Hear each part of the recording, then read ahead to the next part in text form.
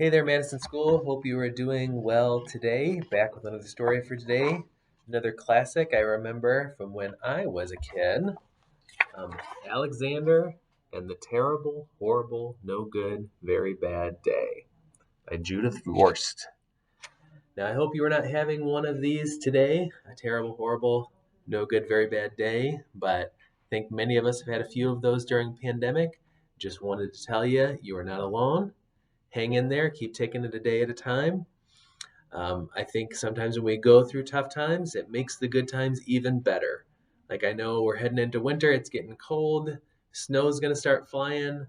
Not a huge fan of winter, but also recognize makes spring days all that much more beautiful. So, wishing you a good day as I read for you Alexander and the Terrible, Horrible, No Good, Very Bad Day.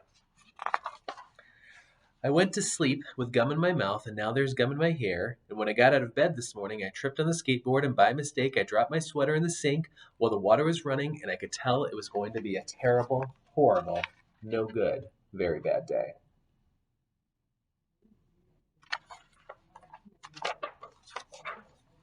In the carpool, Mrs. Gibson let Becky have a seat by the window. Audrey and Elliot got seats by the window, too. I said I was being scrunched. I said I was being smushed. I said if I don't get a seat by the window, I am going to be car sick. No one even answered. I could tell it was going to be a terrible, horrible, no good, very bad day.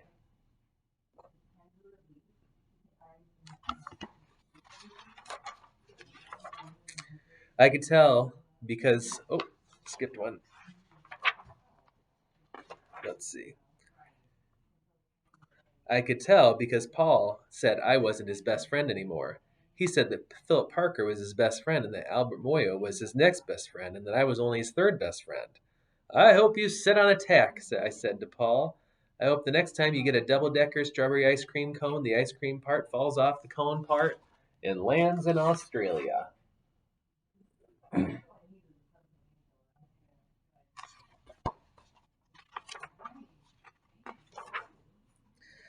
That's what it was, because after school, my mom took us all to the dentist, and Dr. Fields found a cavity just in me. Come back next week and I'll fix it, said Dr. Fields. Next week, I said, I'm going to Australia.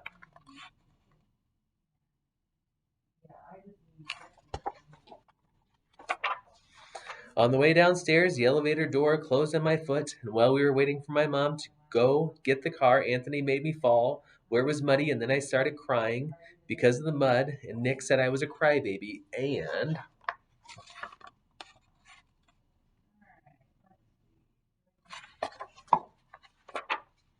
while I was punching Nick for saying crybaby, my mom came back with the car and scolded me for being muddy and fighting.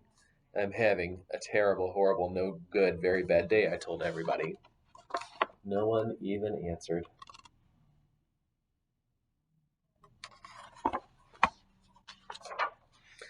So then we went to the shoe store to buy some sneakers. Anthony chose white ones with blue stripes. Nick chose red ones with white stripes. I chose blue ones with red stripes, but then the shoe man said we're all sold out. They made me buy plain old white ones, but they can't make me wear them.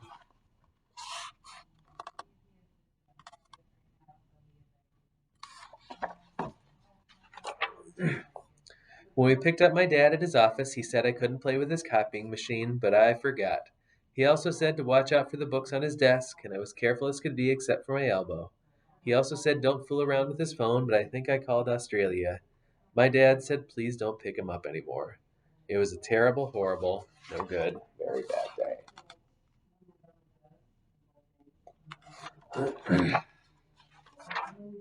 There was lima beans for dinner, and I hate limas. There was kissing on TV, and I hate kissing.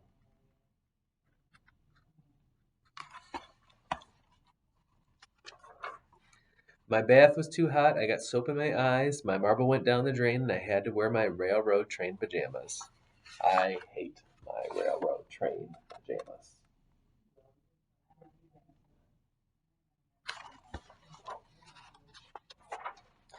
When I went to bed, Nick took back the pillow he said I could keep, and the Mickey Mouse nightlight burned out, and I bit my tongue. The cat wants to sleep with Anthony, not with me. It had been a terrible, horrible, no good, very bad day. My mom says some days are like that.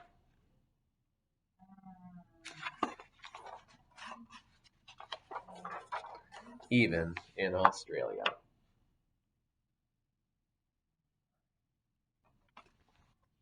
So I hope you are having a great day, but even if it is a terrible, horrible, no good, very bad day, some days are like that. Hang in there, it'll be a better day tomorrow.